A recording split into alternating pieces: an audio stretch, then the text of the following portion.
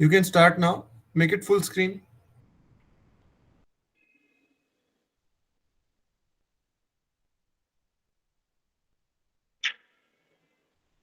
Good morning, sir. Our topic, next slide.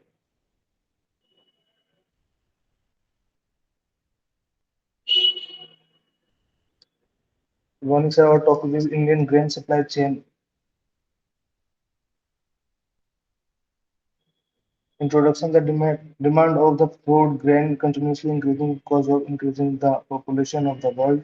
To satisfy the increased demand of this population, there is a need of Yeah, more Prakash. production. Yes, Uh, sir. I don't like anyone reading it out because we can also read it.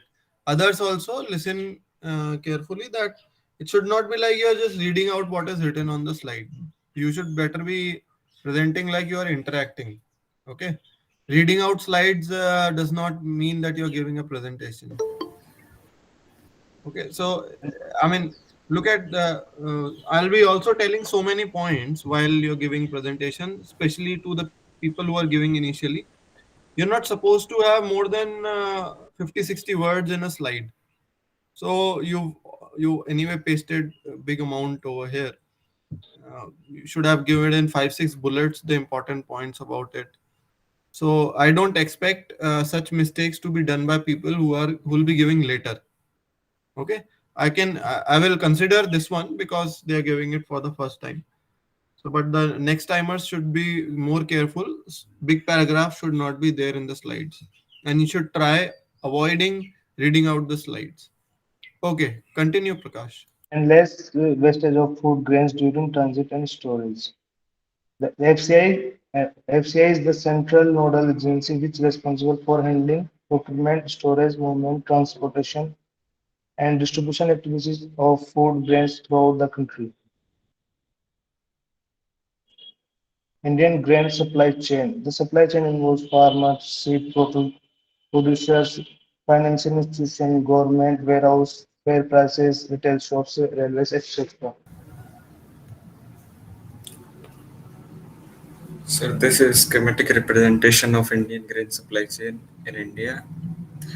The first is input, in which there is seeds and fertilizer, and farmer do the farming, and and then it is sent to the procurement centers, for organization, small traders, and then to processing centers, uh, to do the milling, packaging, and drying of the grains, and to base silos. Silos means store and loose options, in which these are not the warehouses. These are just used to store bulk of grain. And then to field silos, where it is basically the interstate transportation of food grain to the needy states from the bulk to the states which have bulk of it, and then to regional warehouses at block level, and to then fair price shops, and then it is to the consumers. Supply chain inefficiencies. The first one is post harvest loss. Almost 45% of grain post harvestation, due to handling cost, transportation, and lack of infrastructure. Second is farmers value realization. The realization is all about knowledge about decreasing prices, leakage, increasing pocket prices, etc. Third is hunger. The main objective of Food Corporation of India is to provide food grain to needy people of society, uh, at the fair price shops to reduce the hunger. Seed feed value driven agriculture.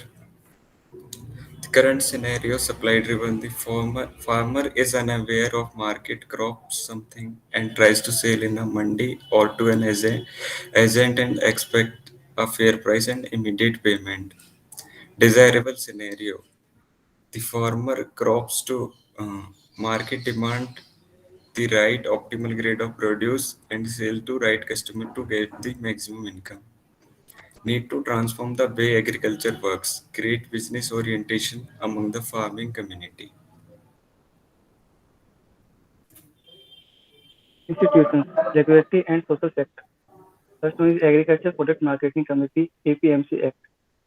The APMC Act in the State of India requires all agricultural products to sold only in government-regulated markets called mandis. These markets impose substantial taxes on buyers in addition to commissions and fees taken by middlemen. Under the present act, the processing industry cannot buy directly from the farmers, and the farmer is also restricted from entering into direct contact with any manufacturer. Next, Mandi Farmers Market.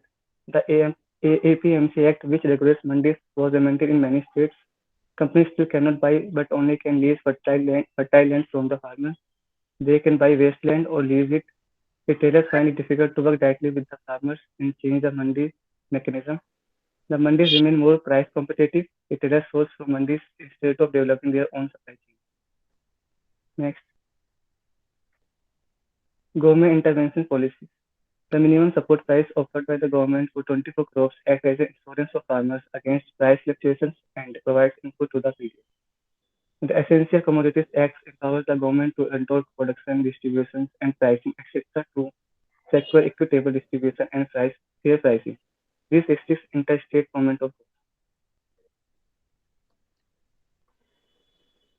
Next, Problems in supply chain. There is no well-designed hub and spoke distribution network in India, and partly the transition barriers between the states act as a barriers to efficient regional distributions. Losses due to theft, spoilage, goods damage due to long lead time and resultant supply chain inefficiency, and the shortage of laborers, manual handling costs, and absence of adequate warehouses, and unavailability of logistics companies offering back-end support for retailers, refrigerators, transport, and warehouse facility, timely distribution of supplies to outlets, and market access. Suggestions: encouraging 3PL third party logistic players. Second is warehousing with public private partnerships. Increase the cold storage facility. Better government policies. Take advantage of vast network and logistical capabilities of existing institutions such as post office, road transport, corporation, banks, etc. to bring a host of services to rural populations. Thank you, sir.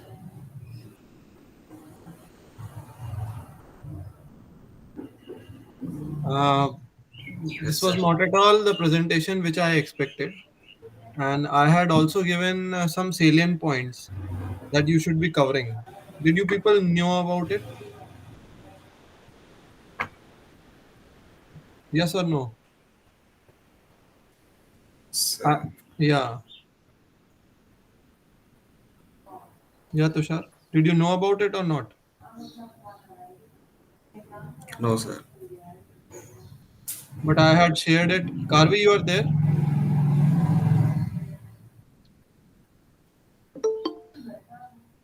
Karvi, you are there?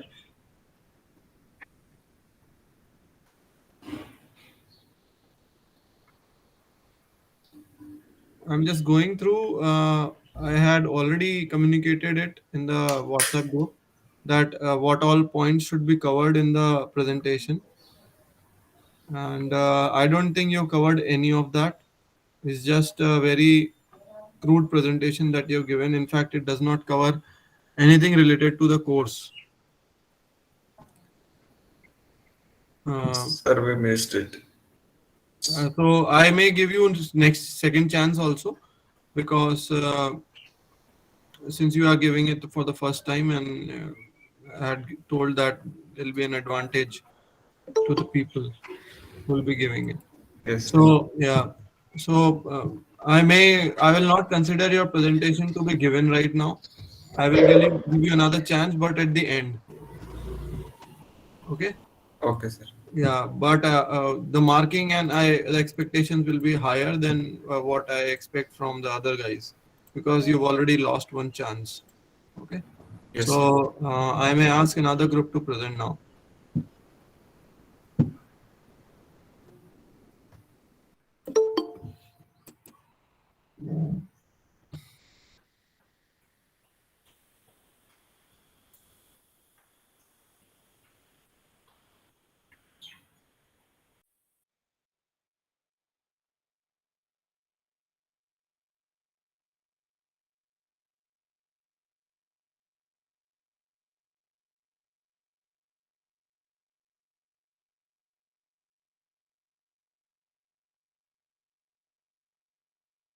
I've again pasted what are the expectations from the slides, the presentations in the chat box over here. So those people who have not, who still don't know what is to be presented, they go through this and make sure this does not happen next time because I'll not be giving the second chance.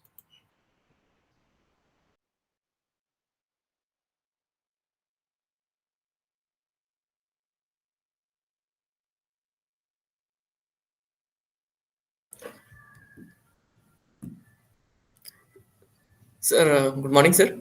Today we three here are going to present on the topic electronics manufacturing supply chain. Yeah. Sir, Okay. what is supply chain? Supply chain management is an integrating function with a primary responsibility for linking major business functions and business process within and across companies into a cohesive and high performance business model. Includes all of the logistic management activities, albeit as manufacturing operations. It drives coordination of process activities within and across marketing, sales, product design, and finance and information technology, which leads to a better business model for a company.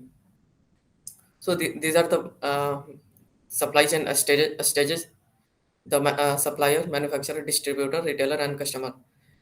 There is a to and from flow of the up and there is a flow of up and downstream from supplier to the customer, and at each stage supplier distribute to the many various manufacturer at a time, and so on, that at each point there everyone is connected to the many manufacturers, and so on manufacturer is at a time connected to various distributor, and so on.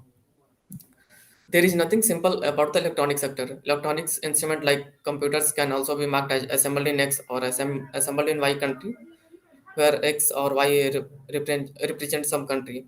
Most of the part in device are manufactured in different parts of the world, as it is not feasible to manufacture the parts at a same place.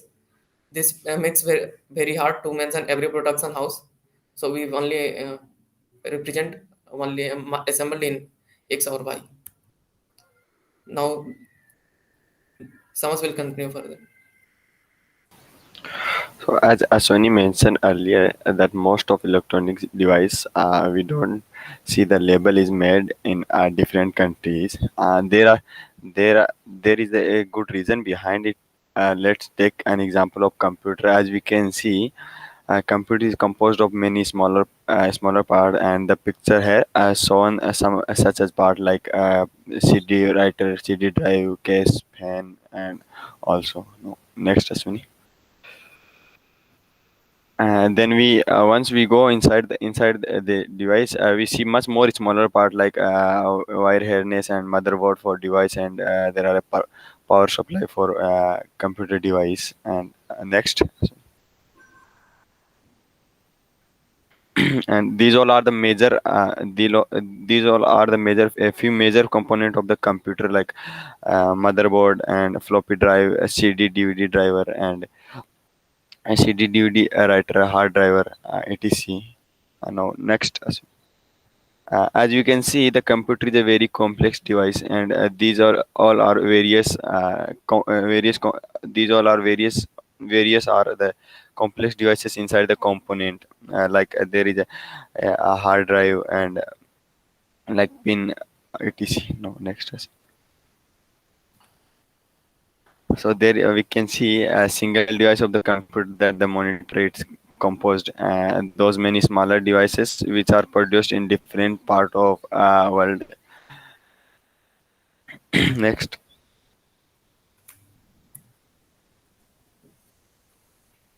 This slide sums up how a single electronics device is manufactured. Like drives are manufactured by Segment, Western Digital, and motherboard are manufactured by AMD, and Maxell produced batteries and process chips manufactured by AMD. Now, Drone will tell further about the information. So this is the basic flowchart of how the supply chain in electronics functions. As Samas took the example of computer, we can see that the assembly is done in the single location, and the parts are manufactured in the various regions of the world. Components such as capacitors, chips, which are the fundamentals of any electronic device, are manufactured in various parts of the world. Next slide. Previous. Warehousing is one of the important contributor in the supply chain. In order to manage consumer demand, most retailers in the electronic sector cannot afford to store their excess inventory on site. And even if they can afford it, it's rarely the most cost-effective option. As we know that the electronics devices are do hold a high value in any market of the world, so the retailers have to calculate their profit and loss factor to keep the inventory accordingly. Next slide. Fulfillment and distribution. Electronics typically carry a very high price tag and value than many mainstream retail businesses. They go out of vogue or are replaced with updated products more quickly, and some electronics are highly sensitive and must be handled appropriately.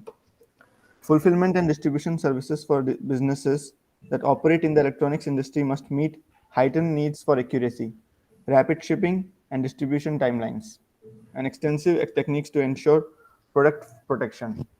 So the logistics department has to function very carefully so that the customer demand is fulfilled and they are satisfied. Next slide. Reverse logistics. As is the case with any product-based industry, electronic businesses need to account for returns when the product arrives damaged, defective, or unsatisfactory for the customer's expectations. This area of fulfillment requires reverse logistics services to facilitate rapid returns management so that the valuable assets can be reintegrated into the supply chain as quickly as possible. The problem with the electronic sector is that the retailer holds a little bit of burden, as the demand he has to fulfill according to the customer need is unpredictable. As in today's world, the ever-evolving technology brings out new gadgets every other day. So the customers always looks for the best and the latest devices for their comfort and convenience. Now I pass it over to Ashwin. Now, these are the underlying problems in the manufacturing of the electronics products. The labor issues found in any assembly factory or in any industry, which is working hours, in which and the second one is health related issue, repetitive motion injuries, exposure to solvent during assembly, exposure to other chemicals, including heavy metals during assembly, toxic chemical exposure during productions. Many toxic substances are used in the production of electronic components. Those include but are not limited to brominated flame, cadmium, mercury, which is also dangerous and can lead to death, tantalum, epoxy, copper, and hexavalent chromium. Effects of exposure can include cancer, nervous system problems, brain damage, blood diseases. And if we do not have the proper uh, labor facilities, then it can lead to the delay in the process of delay in the process of manufacturing, and which can for that our company have to bear a huge amount loss.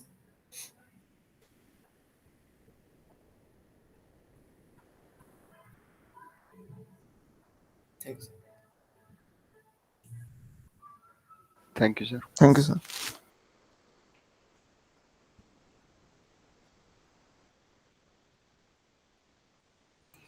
I would again say that this is very unsatisfactory presentation, just like the previous one.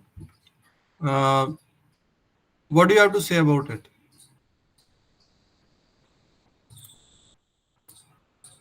Sir, the many things were not covered properly. So, of supply chain. So did you also not know about the points which were No, to be sir, covered? we didn't know about the points. Karvi, you are there? I'll find out this thing with So Karvi Karvi. shared it in the group. Yeah, she shared it. So if you're not doing it, I mean, both of you groups will be penalized for that definitely because you did not cover it. And don't take it lightly. The presentations, I can also increase the weightage of the presentation. See, if your attitude goes like this, you guys, I can increase the marks of the presentation. I mean, the weightage in the overall this thing because the whole idea of presentation is to do a small research on your own, and where you learn several things, how to give a presentation, you learn how to research, how you develop an interest in particular supply chain problem. So these are the some points which I was looking for, but you people are disappointing me. uh, I know you people are busy in placements and all. Okay, I get that, but either you should have only placements in this semester and no courses. You tell your authorities there that we only want placement and all the courses should be completed by third year. So, I mean, you'll have to deal with this, whatever said and done. So, I will give you guys another chance at the end, but not right now, immediately. Of course, next group is lined up and it will go as per the schedule. I will not consider this presentation, and the advantage that you might have got of presenting initially is now lost. Okay. So anyway, stop. You stop the presentation anyway, and let me start with the. I thought that today's whole class will go in the presentation, but it doesn't look like that. So I'm going to continue with the lecture now. So we're starting, as I've said earlier, we will be starting with the forecasting, and so let's start with forecasting chapter. Now, till now, what we have read or whatever we have discussed in the class was about strategic part of supply chain, which is what are the strategies of supply chain, and then drivers of the supply chain. Of course, that I had given you for self-reading. It seems like you might people have not probably read that as well. So I will be taking a test of that later, but not right now. And drivers of the supply chain. And then after that, we discussed distribution network design. So, which is also a strategic issue. Once you have designed the distribution network, the next thing that you have to do is come to the tactical level where you start working on how do you supply, when to supply, and what quantity you should be making, and all those things. Okay. Now, in order to plan all that, you need to just let me present.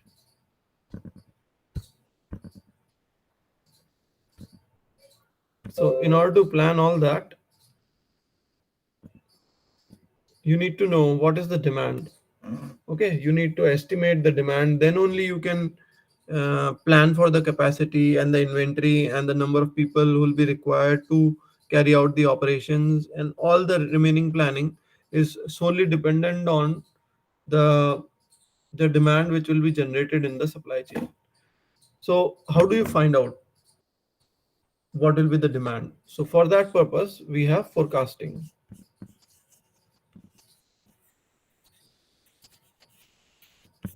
So have you guys read about forecasting anytime earlier?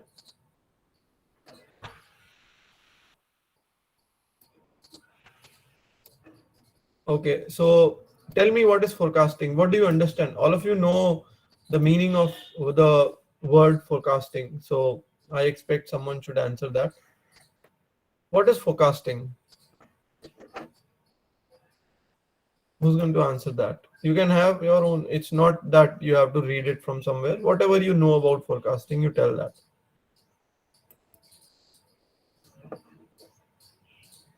We hear about it in the news almost daily. Sir, forecasting means like we use present data or past data to predict the future. Yeah, good.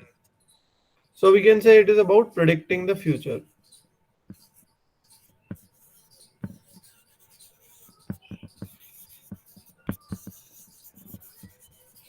And in case of supply chain management, forecasting pertains to uh, demand, forecasting the demand. How much demand will be there in the coming time? Okay. So there are qualitative and quantitative techniques both in forecasting, qualitative and quantitative.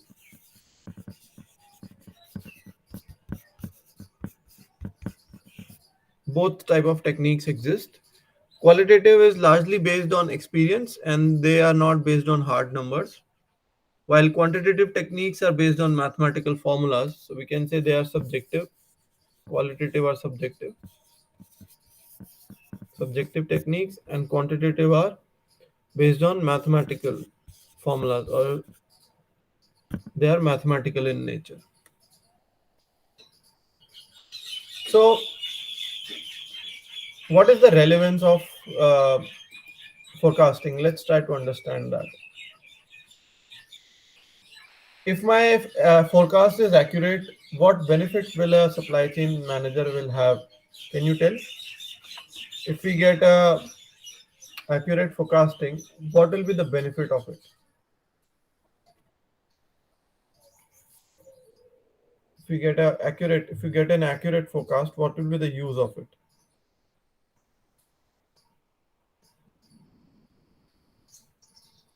Yes.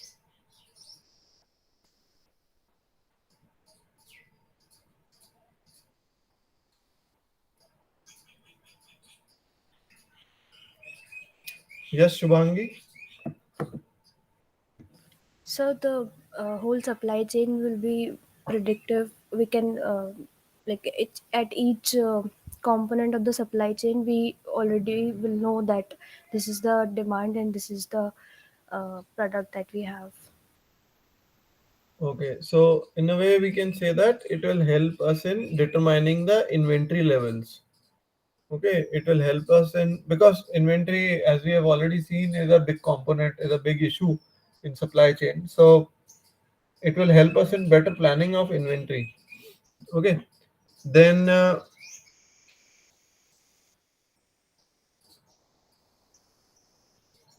there are several ways of uh, improving the forecast or improving the inventory data. We can say that is continuous replenishment.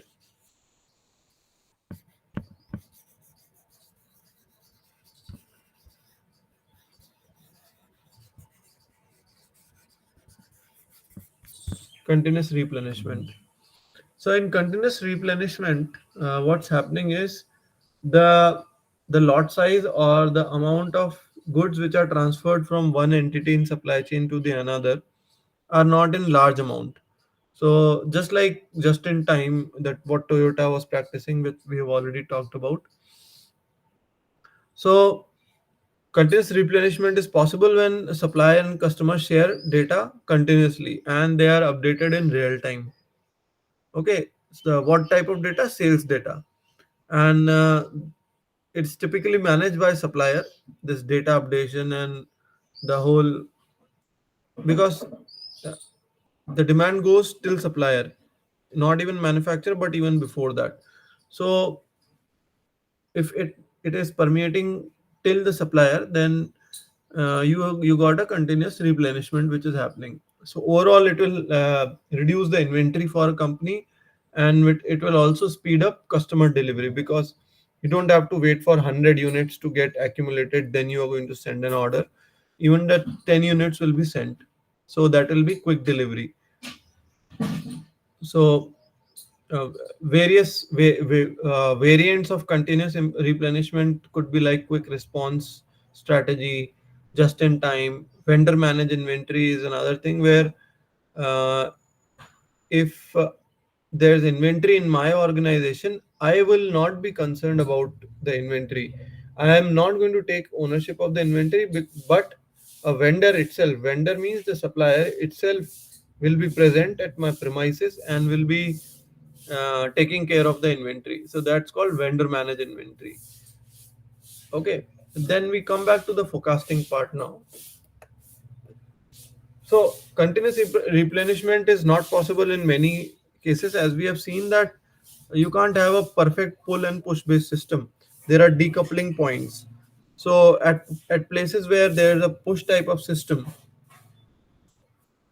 when there is a push type of system which is largely based on forecast, and you can't get a perfect system where there are no forecasting required. That's a myth. So you obviously need forecasting all the time. Then there's another term about forecasting is forecast is always wrong.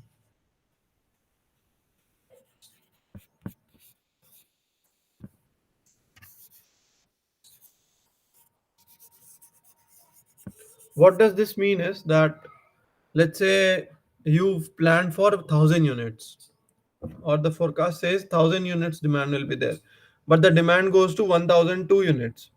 So that is not accurate.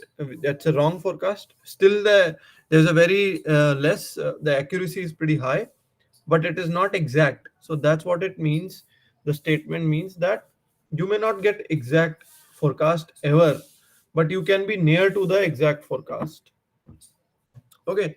Now, wrong forecasting or inaccurate forecasting could lead to many things like overproduction of excess inventory. If there's an overproduction, then we can say there could be two scenarios. Scenario one, overproduction. So overproduction will lead to excess inventory, spoilage, excess inventory,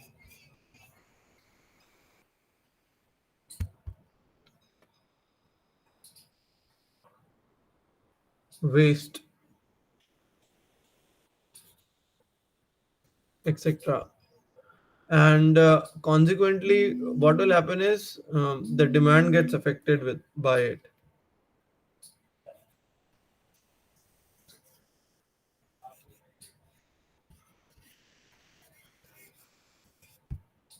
Okay, so and when the customer demand gets affected, uh, you may either lose the customers or you may go in loss.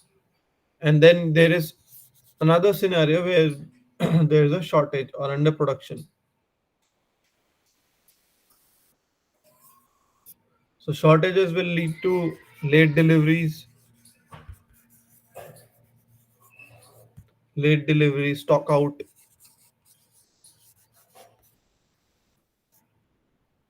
high shipping cost.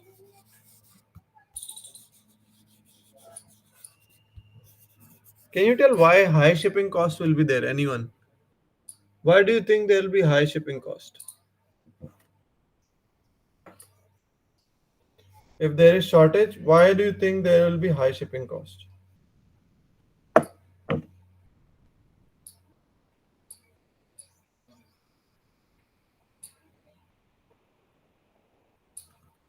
Yukta? Sir, I think to compensate the loss, that's why shipping cost is high. No, not actually that, because there's a shortage. Now, when there's a shortage, earlier you had 10 days to ship the product when there was no shortage.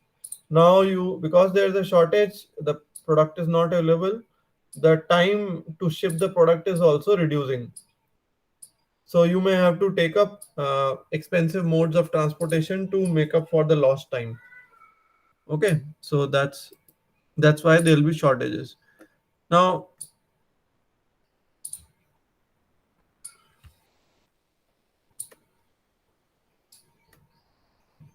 Next is your forecasting methods. How do I select what type of forecasting method should I use? So you can say types of forecasting methods.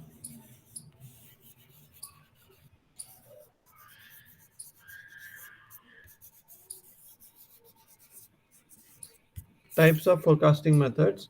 They actually depend on time frame for which you are doing forecasting. They depend on demand behavior.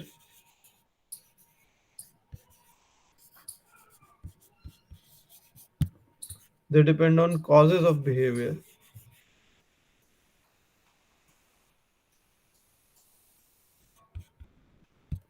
Okay, so right now we only talk about time frame. That means if you are looking for a very long time frame, like 2 years down the line, what will be the forecast? Okay, so you should better be uh, looking towards a qualitative type of forecast. Or let's say you're opening up a new factory, what should be the capacity of that factory in a new place? What will be the demand for the new product? So all these type of things which for which we have less data available, like a 2 year. Okay, tell me one thing. In the in there are two situations. One is 2 years down the line, and one is 2 months down the line. Where do you think there'll be more inaccuracies in the predictions? 2 year down the line or 2 months down the line? Sir, 2 months. 2 months down the line, there'll be more inaccuracies. Anyone else? So 2 years, I Two think. years, right? So the larger the time frame for which you are forecasting, the chances of uncertainty are higher in that sense. Okay. Now, when the chances of uncertainty are higher, and you also don't have data available for, because you don't know what's going to happen in 2 year down the line, you can use data of 1 year, past 1 year, past 15 months, something like that. But generally, it's not advisable to have um, data, especially for strategic options like opening up a new plant or something new product. What will be the demand of the new product that I'm introducing today after 2 years? You can't have quantitative techniques for that. So if the time frame is high, uh, maybe in some years, then qualitative techniques are better. And if the time frame is smaller, like 6 months, 8 months, 12 months, then quantitative techniques are better. Okay, so short to mid range forecast, we can consider quantitative techniques. For long range forecast, we should be using qualitative techniques. Okay, qualitative techniques I'm not focusing much, but I will let you know there are techniques like Delphi or focus group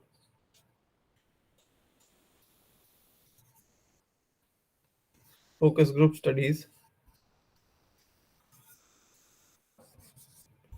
In this, what they do is the management, they will bring together people with a large experience in the given area, like new product development, people in the sales who have promoted new products earlier, or people in the marketing who have promoted new products earlier, or the design people who have. So they bring these people together and they sit and brainstorm on what will be the possible demand in for this particular product, because they don't have the data available. So if you don't have data available, you use experience of those people. So Delphi and focus group studies are based on that, while quantitative techniques is what we are going to study right now. So quantitative techniques,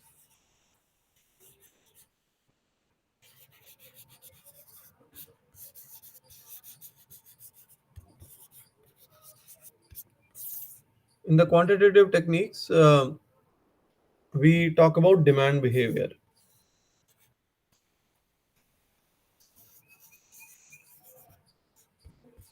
How your demand is behaving. So the behavior of the demand could be tracked in four different forms. That is trend, random variations,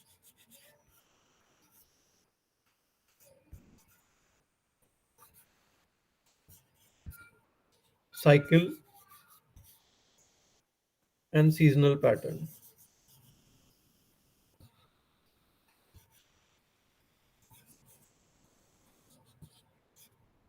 Okay, so trend basically indicates a gradual long-term up or down movement of the demand.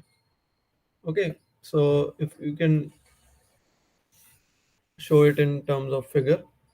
So on y-axis you have demand, on x-axis you have time.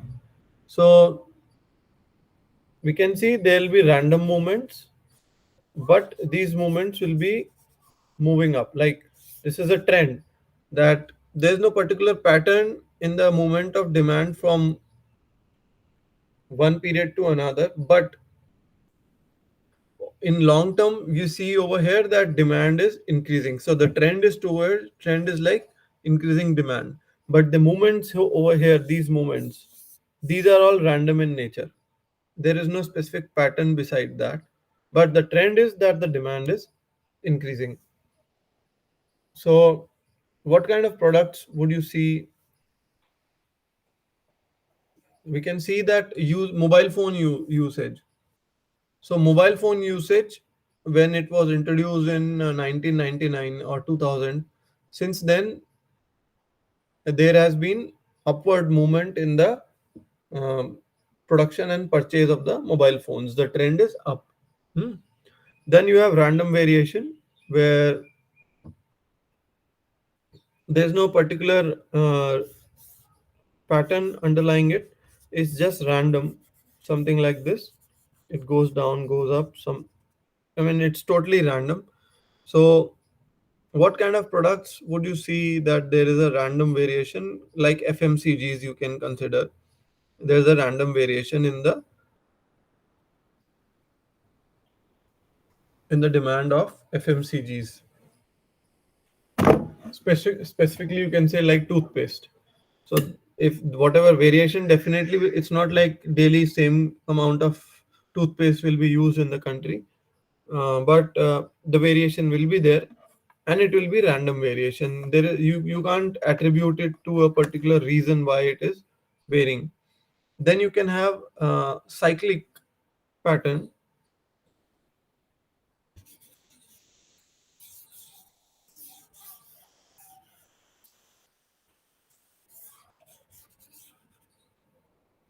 The cyclic pattern would be somewhat like this.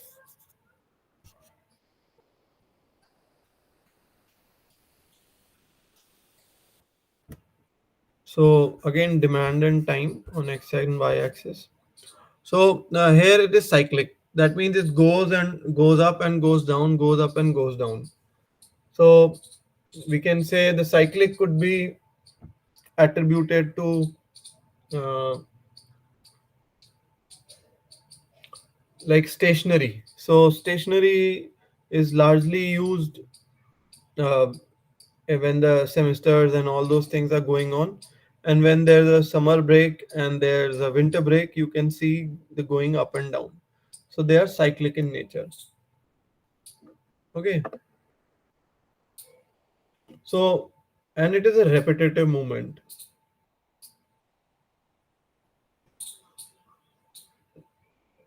Now one more distinguishing thing, of course we should know the difference between cyclic and seasonal pattern. um, you can see the distance between the peaks over here in cyclic may not be same. If this is A and this is B, it is not necessarily that A should be equal to B. Okay, so it is not necessary in the cyclic pattern. While in seasonal pattern, A is equal to B.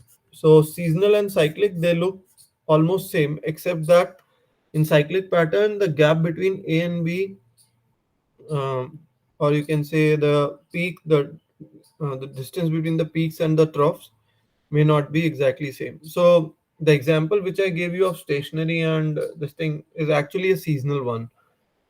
Like even for the warm clothes and the summer clothes, you can say it will be a seasonal pattern. Diwali crackers, it will be seasonal.